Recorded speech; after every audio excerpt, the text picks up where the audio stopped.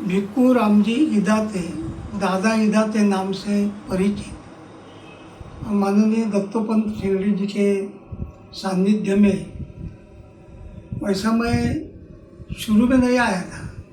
मैंने पहला उनको देखा था 1964 में संघ शिक्षा वर्ग में प्रथम वर्ष में मैं आया था।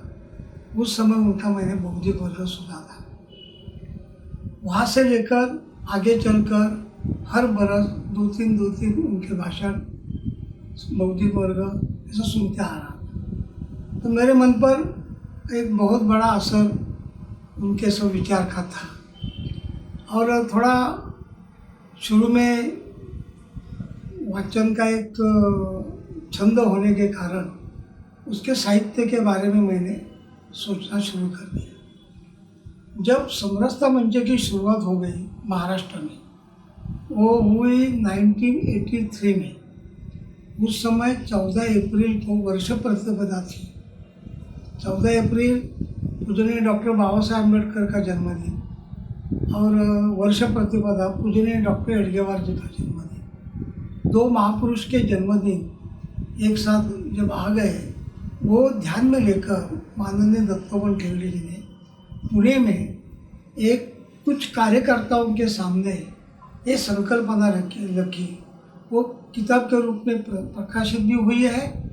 समता समरसता इसके बारे में जो है, समते शिवाय समरसते शिवाय समता अशक्य, इस नाम का वो मराठी किताब उस नाम बाद में आ गया।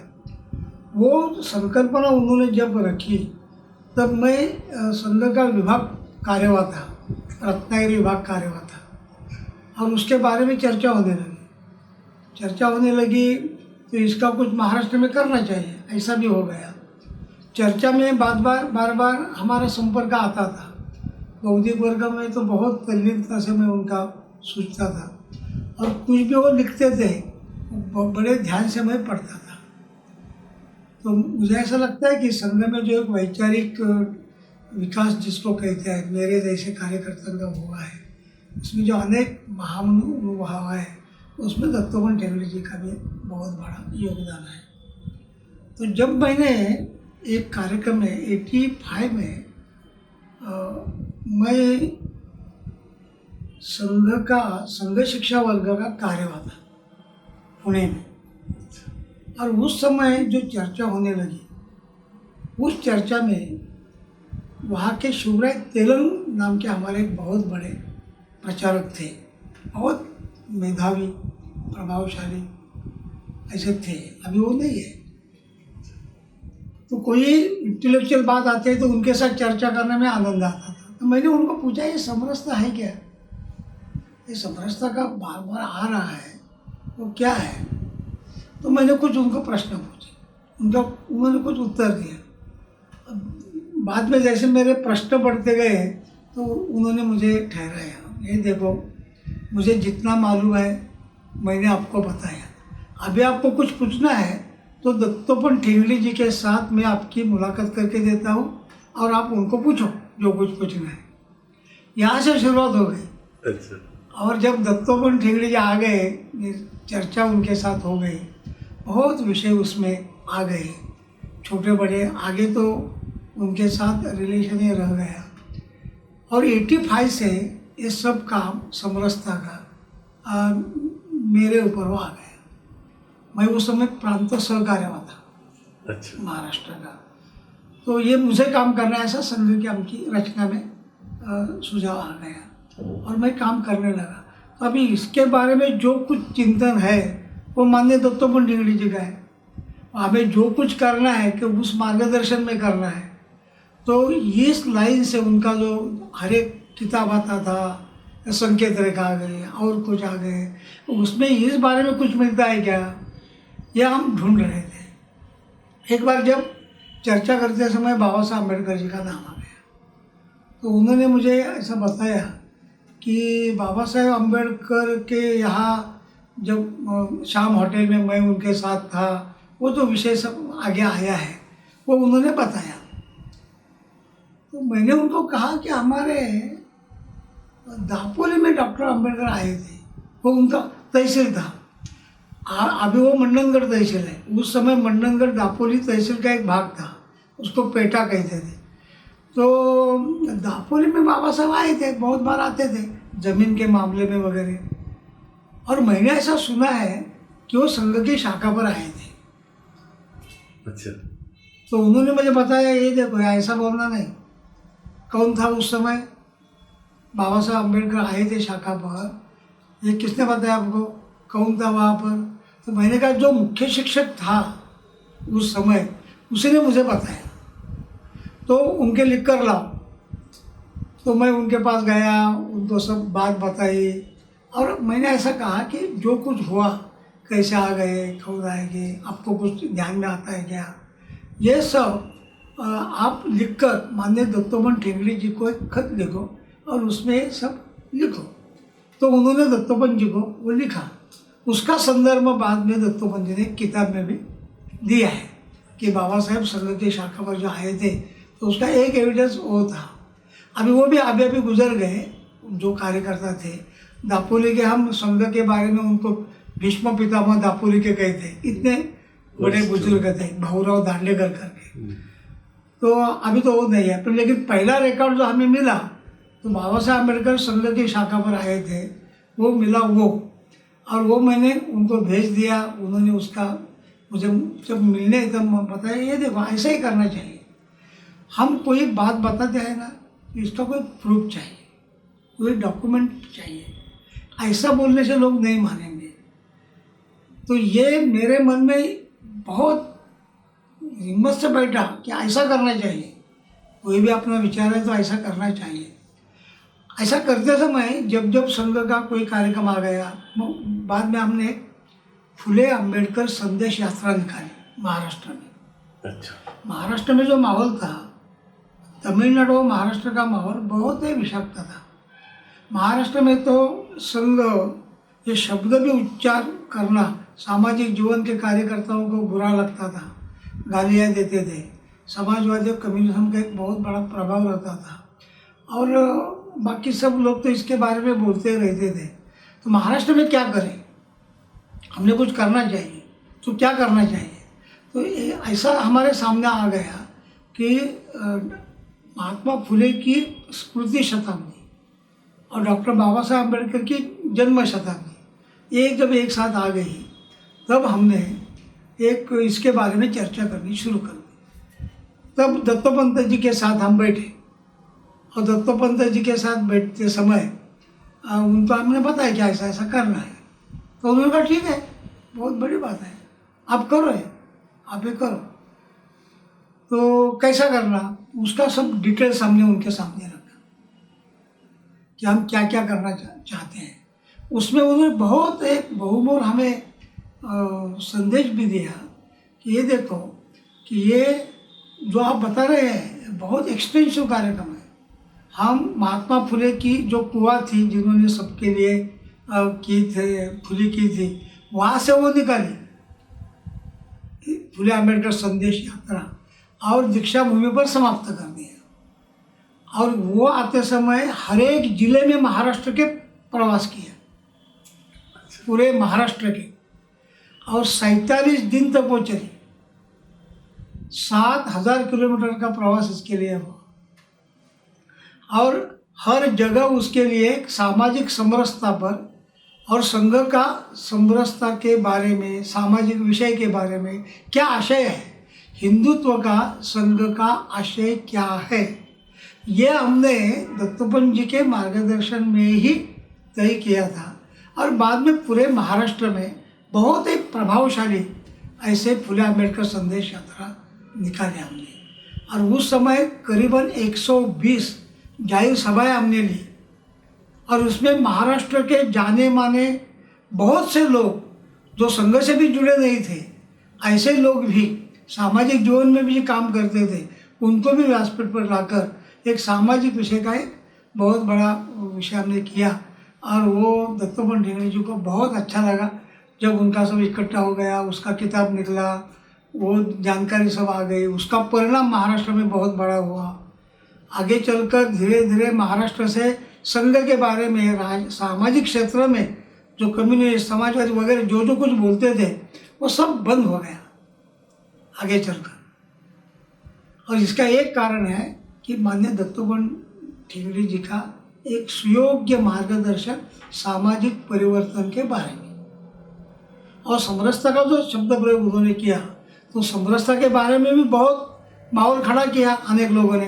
अरे समरसता यानी स्लो पॉइजनिंग है, वो आपको कुछ न कुछ बनाएंगे। तो समता समता है ना, समरसता किसके लिए चाहिए?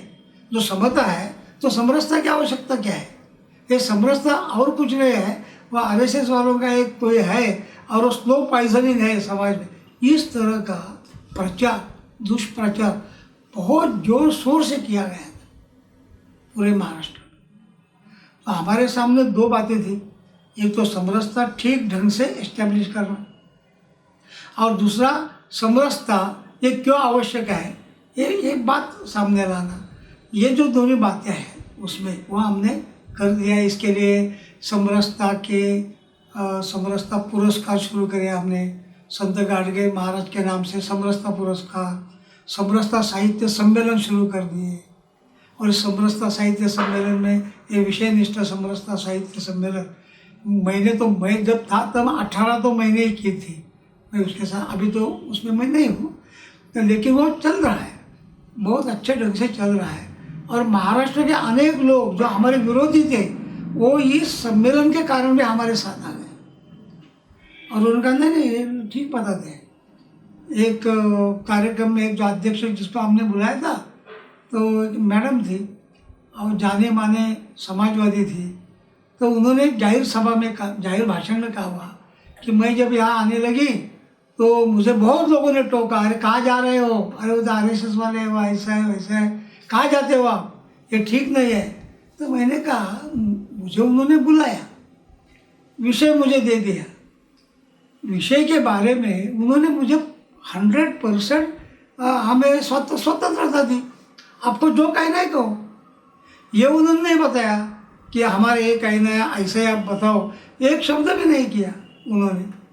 मुझे तो इतना स्वातंत्र्य है और उस व्यासपीठ पर जाकर मैं बता सकती हूँ, तो मेरा भी अनुभव कुछ तो होगा ना, मैं भी देखूंगा ना उसमें।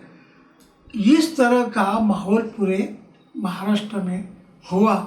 अभी ये ध्यान में आता है, ये हुआ तो दिखता है लेकिन उसका ओरिजिन है माननीय दत्तोपंत ठेंगड़ी जी।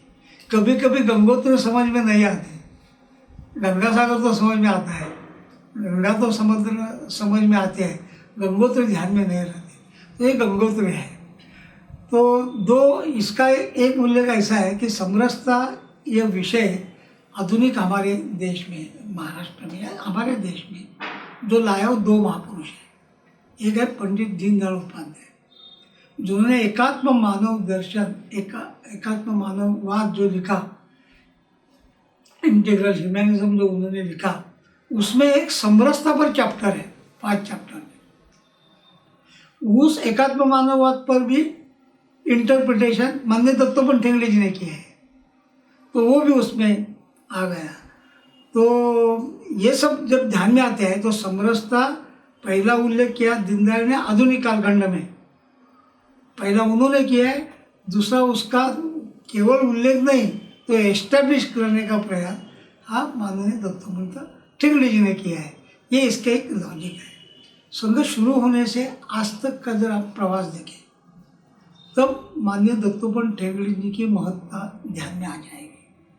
अब देखो कि जब संघर्ष शुरू हुआ 1925 में, उसके पहले हिंदुत्व की एक व्याख्या स्वतंत्र सावरकर ने की, और उस समय प्रामाण्य बुद्धिर्वेदेषु साधनानाम अनेकता, यानी बुद्धि प्रामाण्य और वेद प्रामाण्य मानने वाला वो हिंदू है, ये व्याख्या प्रस्तावित थी। तो अभी जो वेद नहीं मानते वो हिंदू है या नहीं है, एक नया प्रश्न आया था। स्वातंत्र्य का कालखंड स्वातंत्र्य युद्ध का था, इसलिए पूरे जोर से लेकिन लोगों के मन में था, तो स्वातंत्र्य सावरकर ने उसमें से मार्का निकाला। 1923 में उन्होंने हिंदुत्व ग्रंथ लिखा, आसिंधु सिंधु पर्यंता यस्य भारत भूमिका पितृभू पुण्यभूश्चैव सवै हिंदू रीति स्मृतः। जिसकी मातृभूमि और पुण्यभूमि यही है वही हिंदू है। तो इस देश में निर्माण होने वाले सब विषय उसमें आ गए, वो सब हिंदुत्व के परिधि में आ गए। इसका एलेबोरेशन जो हम बोलते हैं वो हम दत्तोपंत ठेंगड़ी जी के सब उनके वाङ्मय में हम देखते हैं। अभी वही इंटरप्रिटेशन है, वो केवल दत्तोपंत ठेंगड़ी तो हमें दिया, लेकिन देखो कि जो उन्होंने किया वो 1950 में डॉक्टर आम्बेडकर जी ने हिंदू कोड बिल रखते समय जो एक स्पीच दिया, उसमें एक ने प्रश्न पूछा सिख बंधु ने, शेर सिंह नाम के, कि इस हिंदू कोड बिल में सिखों को मत रखो, हम हिंदू नहीं है, हमको मत रखो।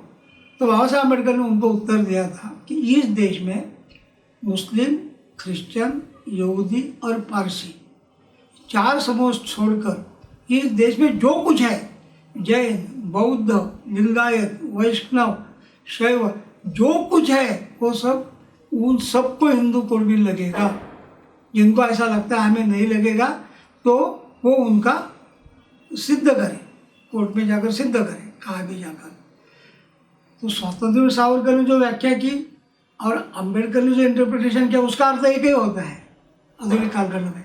ऐसे बाबा साहब अम्बेडकर आधुनिक कालखंड में समाजव्यापी करने का प्रयास दत्तोपंत ठेंगड़ी जी ने किया।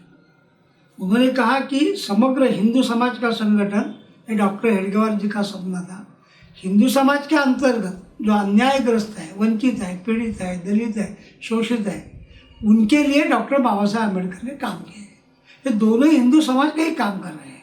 अभी एक समय ऐसा आया है, 2 महापुरुष ने जो काम किया वो एक साथ लेके आगे हमें जाना है, उसका नाम समरसता उन्होंने दी।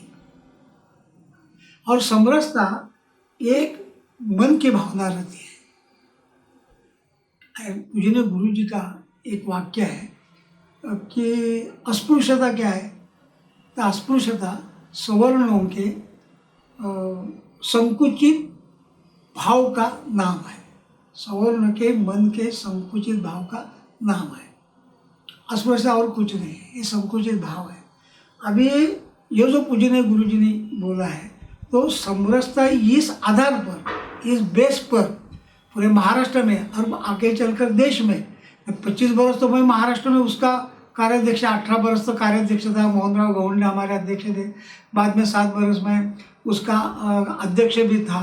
तो ये जो सब चल रहा था, अब इसके बाद जब अखिल भारतीय समरसता का विषय आ गया तो मैं इसका प्रमुख बन गया। 8-10 बरस उसका भी था। तो पहले से सामान्यतः 30 बरस इस विषय के साथ में जुड़ा हुआ हो, और हर जगह जब मैं अब वैचारिक दृष्टि से देखता हूँ दत्तोपंत ठेंगड़ी जी का योगदान, तो मुझे ध्यान में ऐसा आता है कि हमारे देश में जो जो विषय सामने आ गए वो किन्होंने लाए। बहुत बड़ा संघर्ष हमें कम्युनिज्म विचारधारा से करना पड़ा। मानवेंद्र रॉय जैसा आ गए, रेडिकल ह्यूमनिज्म जिन्होंने लगा, कम्युनिज्म यहाँ लाया। उसी समय हिंदी राष्ट्रवाद महात्मा गांधी ने लाया, खिलाफत आंदोलन में उन्होंने कुछ किया। उसी समय सावरकर ने, मैंने अभी बताया, वो किया। उसी समय 1924 में बहिष्कृत हितकारिणी सभा डॉक्टर आम्बेडकर ने शुरू कर दी। 1925 को डॉक्टर हेडगेवार ने राष्ट्रीय स्वयंसेवक संघ की स्थापना की। अभी वो विचारधारा आज तक लाया। तो आपके ध्यान में आता है कि जब संघ पर बयान आया था 1948 में, अब आप जानते हैं, तो उस समय जो पत्र व्यवहार गवर्नमेंट के साथ हुआ है, उसमें पूजनीय गुरुजी ने 2 बातों का जिक्र किया है। उन्होंने ऐसा बताया है कि आपको संघ पर जो बयान है वो हटाना ही होगा। आप कुछ भी इसमें सिद्ध नहीं कर सकते, कुछ है ही नहीं, तो आपको हटाना ही होगा। लेकिन आप नहीं हटाते तो जो युवा पीढ़ी है, वो युवा पीढ़ी कम्युनिज्म का भक्ष्य बनेगी और आगे चलकर इस देश का बहुत बड़ा नुकसान होगा। तो आपको ये हटाना होगा। गवर्नमेंट ने नहीं किया। गवर्नमेंट ने नहीं किया तो दत्तोपंत ठेंगड़ी जैसे लोगों ने क्या किया, विद्यार्थी परिषद की स्थापना की। 1949 की विद्यार्थी परिषद की स्थापना की, वही कालखंड है। उसी समय, उसके पहले अभी मैंने मानवेंद्र राय का नाम लिया ना, रेडिकल ह्यूमनिज्म उन्होंने रखा था। इस रेडिकल ह्यूमनिज्म का एक उत्तर विद्यार्थी संगठन शुरू हुआ, उनका जो प्रभाव विद्यार्थियों में तो वो कम करना था। दूसरा विद्यार्थी और कर्मचारी कामगार गिरने का अब जो काम ये जो सब है वो सब कम्युनिज्म के पूरे आवाका में है। तो अभी उनमें से देश को निकालना है, तो इसके लिए कुछ करना चाहिए। तो वो भी फिर दत्तोपंत ठेंगड़ी जी ने भारतीय मजदूर संघ की स्थापना की। ये ऐतिहासिक परिप्रेक्ष्य में देखना चाहिए कि वो संगठन इस नाते नहीं। तो एक तो विद्यार्थी जो गुरु जी ने वो लिखा था, तो इसका एक सोल्यूशन ये करके दिया। दूसरा मैंने अभी बताया कि मजदूर है, तो मजदूर क्षेत्र में आ गए। तीसरा रेडिकल ह्यूमैनिज्म का जो उत्तर है वो इंटीग्रल ह्यूमैनिज्म ने दिया, और उसमें भी दत्तोपंत ठेंगड़ी जी का इंटरप्रिटेशन वगैरह है। आधुनिक कालखंड में जो एक वैचारिक लड़ाई है, उस वैचारिक लड़ाई की जो शिला है संघ विचार में जो है, लेकिन वो एक्सप्रेस करने का काम हर बार माननीय दत्तोपंत ठेंगड़ी जी ने किया है, ऐसा मुझे लगता है। ये थोड़ा सा आपने बताया, मैंने आप कुछ पूछेंगे तो और कुछ बताएंगे, कुछ बातें मैंने आपको बताया। ऐसे व्यक्तिगत रूप से और ये संगठन खड़ा करते समय संगठन कैसे करना, कार्यकर्ताओं को से कैसे रखना, ऐसा कुछ व्यक्तिगत बातचीत आपकी आई हो? उनका एक इसमें ऐसा कहना था कि संगठन यानी क्या होता है। संगठन कोई एक शब्द नहीं है, संगठन एक व्यवहार है। तो संगठन में काम करने वाले हर एक कार्यकर्ताओं के साथ अपना संपर्क चाहिए, उनकी सब जानकारी चाहिए। हम उनके घर जाना चाहिए, घर परिवार देखना चाहिए, उनमें उनका स्थान क्या रहता है, उनको क्या करना पड़ता है। कब कब हम अपेक्षा व्यक्त करते हैं कार्यकर्ताओं की से, लेकिन उनके घर की स्थिति हमें मालूम नहीं रहती। तो एकाध कोई बात बताने समय मैं ये बताता हूँ कार्यकर्ता को, कर सकता है कि नहीं, उनकी शक्यता है कि नहीं, वो कैसे आपको समझेंगे। यदि कार्यकर्ताओं के साथ आपका संपर्क रहेगा तो हो जाएगा। ये बहुत बड़ी सीख उन्होंने हमें दी है, और मैंने जीवन में उसका शब्दशः पालन किया है। हर एक कार्यकर्ताओं के साथ संपर्क रखना।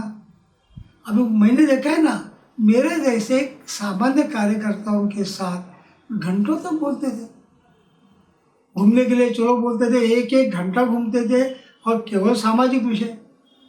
अब मैंने जैसा बाबा साहब अम्बेडकर के बारे में बताया, एक उन्होंने मुझे काम दिया था, मैंने किया, तो वो उसके बारे में भी बहुत बताते थे कि ऐसा डॉक्यूमेंटेशन कहाँ है। हर जगह मिला। बाद में हमने भवानी शाखा जो कराड़ के है, वहाँ डॉक्टर अम्बेडकर आए थे, उसका डॉक्यूमेंटेशन निकाला, वहाँ के गैजेट में वो मिला। वहाँ के एक एमपी थे, उस एमपी ने, उस समय के एमपी ने एक किताब लिखा है, उसमें वो सब आया है। ऐसा डॉक्यूमेंटेशन भी आ गया, हर जगह निकल गया। इसका कारण दत्तोपंत ठेंगड़ी ने दी हुई दृष्टि है, कार्यकर्ता इस नाते कि तो हर एक कोई करेगा ऐसा नहीं, लेकिन जिसको काम करना है, स्टडी करना है, अभ्यास करना है, उसका आधार क्या होना चाहिए। तो कार्यकर्ता, संगठन बढ़ाने का आधार किताब नहीं है, कार्यकर्ता है। तो कार्यकर्ता से जुड़ो, किताबें पढ़ो, वो तो उसका उपयोग हो जाएगा। कार्यकर्ता के बारे में उनका जो किताब है, आप जानते हैं कितना बहुमूल्य, आप जानते हैं। तो वो उन्होंने हमसे करके लिया है। ये कार्यक्रम करना है, बैठो, कैसा करेंगे, कौन कौन आने वाले हैं, उसकी योजना क्या है, उसका क्या क्या विचार आपने किया है। इस तरह का वो सोचने को बाध्य करते थे कि ये तो हम नहीं करते थे पहले, तो अरे बाबा ये करना चाहिए, क्या ऐसा करना चाहिए। तो ये हमारी जो डेवलपमेंट है ना, विकास जो है कार्यकर्ता इस नाते, उसमें भी दत्तोपंत ठेंगड़ी जैसे अनेक महानुभावों का उसमें आधार है, हमारा सब प्रेरणा है हमारे। लेकिन दत्तोपंत जी का ये वैचारिक जगत में और व्यावहारिक जगत में दोनों का समन्वय करने का एक अलौकिक क्षमता थी उनकी, विचार और व्यवहार। तो व्यवहार करने को वो हमारे लिए बहुत बातें बताते थे। कोई एक आध भाषण करते हैं, भाषण में कोई शब्द इधर उधर होता है, तो उस भाषण के बारे में भी वो चर्चा करते थे, या ऐसा नहीं होता तो क्या होता। तो ये आदत भी हमें लगी। मैंने भी एक बार हमारे संघ के अखिल भारतीय अधिकारी आए थे महाराष्ट्र में, उन्होंने भाषण किया तो मैंने प्रांत प्रचारक को बताया कि एक बात तो उन्होंने ठीक नहीं बताई है, वो तो इतने बड़े अधिकारी है, कैसा करेंगे, ये तो आगे नहीं जानी चाहिए बात। तो उन्होंने मुझे बताया कि आप उनसे बोलो। मैं बोलता हूँ। तो जब वो उनके साथ बोले तो उन्होंने कहा क्या क्या हो गया, क्या हो गया। मैंने कुछ पता है, कुछ बात है। अगले बार जब आए अपना भाषण हुआ तो मुझे उन्होंने बताया आज कोई गलती नहीं ना मेरे भाषण में। ये आदत हमें किसने लगाई है कि हम जो बोलेंगे उसका जो नुकसान होगा तो संघ का होगा, हमारा होगा चलता है। जब हमारे पास कोई दायित्व है तो जब एक भी शब्द हम बोलते हैं तो वो शब्द के बारे में पूरी रिस्पॉन्सिबिलिटी संघ पर आती है। यदि वो उठाना है तो आपको तैयार रहना चाहिए हर एक बात। तो ये उन्होंने कार्यकर्ता से बहुत बार बोला है, चर्चा भी किया है, और हम उनके ओरिजिन देखते थे, इसलिए हर बात उसका अनुकरण भी करते थे। उसके भाषण जैसा था अनुकरण कोई नहीं कर सकता था। उनकी एक ओरिजिनलिटी थी जो हमें ध्यान में आ गई। हमें जब बोलते थे, उन्होंने किताब जो लिखी है उसमें महाराष्ट्र में उनका एक बहुत बड़ा भाषण हुआ है एक यूनिवर्सिटी में, औरंगाबाद में वो हुआ है। वो यदि आप पढ़ेंगे तो ध्यान में आ जाएगा कि इस सामाजिक विषय में, दलित विषय में या इस तरह के विषय में जितने आज तक उसके अभ्यासक हुए हैं उस सबका उल्लेख उसमें है।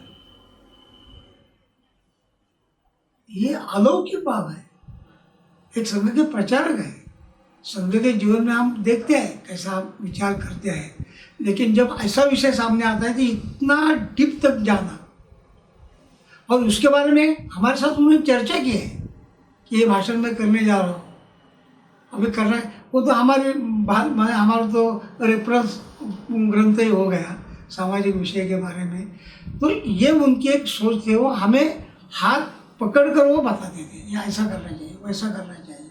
उसको यदि कोई ठीक नहीं लगता तो बताते थे ऐसा नहीं करना चाहिए, ये कोई संघ के लिए ठीक नहीं। तो हमें भी वही आदत लगी कि कोई भी भाषण भी कर, आज भी मैं कोई स्टेटमेंट देता हूँ तो मेरे मन में ये आता था इसका संघ के लिए तो कोई गड़बड़ नहीं होगी, संघ का लिए कोई अड़चन तो नहीं होगी, ये मन में आता है। इसका एक कारण यह है कि उन्होंने बैठकर हमें सिखाया है कि ऐसा करना चाहिए। तो मुझे ऐसा लगता है कि इस तरह की बहुत बातें हैं। कुछ बातें तो जब ऐसे आदमी आते हैं ना तो हम बोल नहीं सकते, एक्सप्रेस भी करना कठिन होता है। बहुत बातें एक साथ ऐसे आती हैं। तो ये जो बातें मुझे ध्यान में आ गई आपको पता है। अरुण शौरी का जो किताब आया उसके बाद वो बहुत नाराज हुए थे, तो आपसे कुछ शेयर किया? हाँ किया उन्होंने। तो वो जो उनका जो किताब है ना वो भी इसका एक कारण है ना। अरुण शौरी जब वो लिखा तब मैं उनसे मिला था, क्योंकि हमने उनका विरोध किया, इमीडिएट किया। समरसता मंच की ओर से उनका हमने पत्र निकाल कर विरोध किया। लेकिन आगे इसका क्या होगा, हम हमारे घर पर हैं, वो तो इंटरनेशनल ऐसा मैक्सेस वगैरह में होड़ में रहने वाले लोग हैं, तो कैसा होगा। मैं उनको मिला था तो वो बहुत नाराज हुए थे कि उन्होंने ऐसा नहीं करना चाहिए था। उन्होंने एक तो गलत समझा, बाबा साहब तो गलत समझा उन्होंने।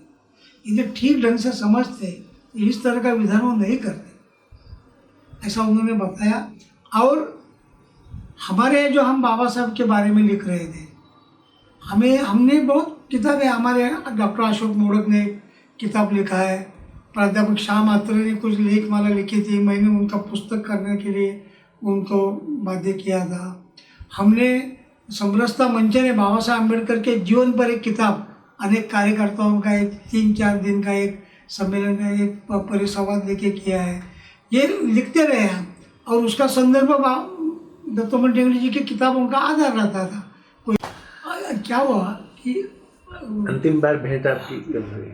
हर बार क्या होता था, अखिल भारतीय जो बैठक होती थी, एक तो प्रतिनिधि सभा और एग्जीक्यूटिव की जो होती थी उसमें वो रहते ही थे। इसके अलावा भी बहुत बार उनसे मिलना होता था। तो करीबन मैं 32 बरस एग्जीक्यूटिव में था अखिल भारतीय। तो इतने बरस तो उनके साथ बरस में 2-2 बार तो मुलाकातें हुई है, चर्चा हुई है। मैं बहुत बार सामने से उनको देखता था, कभी भी समय मिलता था उनकी मुद्रा देखता था, उनके शहर के भाव देखता था। लेकिन अंतिम जो उनका मिलन हुआ वो दुर्भाग्य से ऐसा हुआ कि उन्होंने एक किताब भी लिखी थी, उसका प्रकाशन होना था। उसके बारे में मेरे साथ कोई चर्चा भी पहले हुई थी और पुस्तक लिखने के बाद भी वो मेरे साथ कोई चर्चा करना चाहते थे। तो हमारी एक बैठक थी पुणे में, उस बैठक के लिए हम आए थे। उस बैठक में चर्चा करते समय माननीय दत्तोपंत जी को हम जो कर रहे हैं वो भी सब बताना है, उनको हम जाकर मिलना चाहिए। और दूसरी बात, वो आए पुणे में तो उनका भी कुछ कहना है वो भी सुनना चाहिए। तो हमने फ़ोन किया मैंने, तो उन्होंने हमें दूसरे दिन की समय दिया उन्होंने कि इतने बजे आप आ जाइए मिलने के लिए। हमें भी बहुत खुशी हो गई। लेकिन दूसरे दिन जाने के पहले ही उनका देहावसान हो गया। और जब एक अधिकारी को मैंने फ़ोन किया, दत्तोपंत ने बुलाया है तो मैं आ रहा हूँ, तो उन्होंने कहा बात नहीं समझी, क्या दत्तोपंत नहीं रहे। तो इतना बहुत बड़ा झटका। तो दर्शन है, अंतिम दर्शन हो गया। अंत यात्रा में मैं था, मैंने उनके साथ वो कंधा भी देने का प्रयास मैंने किया था। तो अंतिम दर्शन ही हुआ। इसके पहले जो एक मुलाकात तय हुई थी नहीं हुई, वो मुलाकात नहीं हुई, केवल बोलना हुआ था अंतिम। ये इतने। अभी समरसता मंच में सक्रिय कार्यकर्ताओं के नाम अगर आप बता सकते हो। समरसता मंच में अभी पूरे देश में हर एक प्रांत में उसकी टोली बनी है। हर एक राज्य में, प्रांत, हमारा प्रांत रखना है, कभी कभी कुछ राज्य में होते हैं, तो हर जगह उसके प्रमुख कार्यकर्ता भी है, इंटेलेक्चुअल्स है। महाराष्ट्र में रमेश पतंग है, रमेश महाजन है, प्राध्यापक अत्रे है, सुवर्ण रावल है। बहुत बड़े कार्यकर्ता इसके बारे में चिंतन करने वाले, विषय रखने वाले, आगे ले जाने वाले। हमारे अभी जो अखिल भारतीय संपर्क प्रमुख है हमारे अनिरुद्ध देशपांडे, वो भी समरसता मंच के हर एक कार्यक्रम में उनका बहुत बड़ा सहभाग रहता था। वो प्रवक्ता जैसे हर जगह समरसता विषय रखने के लिए जो टीम जाते हैं उसमें बहुत है। हमारे सुखदेव नवले, नाना नवले उनको कहते हैं, वो इसमें थे। बाद में अभी नए ऐसे भीमराव गस्ती थे, वो आए थे हमारे साथ। अभी हमारे श्यामा घोड़से करके एक पुणे में एक विभाग प्रमुख है, वो समरसता साहित्य परिषद की अध्यक्षा थी, अभी बदल गए उसके। ऐसे बहुत साहित्य की ओर से विचार करने वाले 5-50 लोग, तात्विक विषय के बारे में चर्चा करने वाले को एक बहुत बड़े लोग, जैसे डॉक्टर अशोक मोड़क का मैंने शुरू में नाम लिया, ऐसे बहुत बड़े लोग। और संगठन में काम करने वाले भी जो है समरसता मंच का, अभी तो गतिविधि में उसका रूपांतर हो गया, तो एक संगठनात्मक ढांचा भी आ गया। तो उसमें एक नई पीढ़ी, एक नई जनरेशन उसमें भी आ गई है। ऐसा देश में मैं जब 2-3 बरस पहले मैंने छोड़ा, जब 4 महीने मैं कमीशन का चेयरमैन हो गया, उसके पहले मैंने समरसता के लिए अपने योजना से पूरे देश में 6 बार प्रवास किया और हर एक प्रांत की टोली बनाई थी। और उसके अखिल भारतीय बैठकें भी 2-4 हुई थी। एक अखिल भारतीय अभ्यास वर्ग हुआ था, उसमें सुदर्शन जी थे। उस अभ्यास वर्ग में मोहन जी भागवत थे और दत्तोपंत ठेंगड़े थे। उसमें अशोक जी सिंगल थे।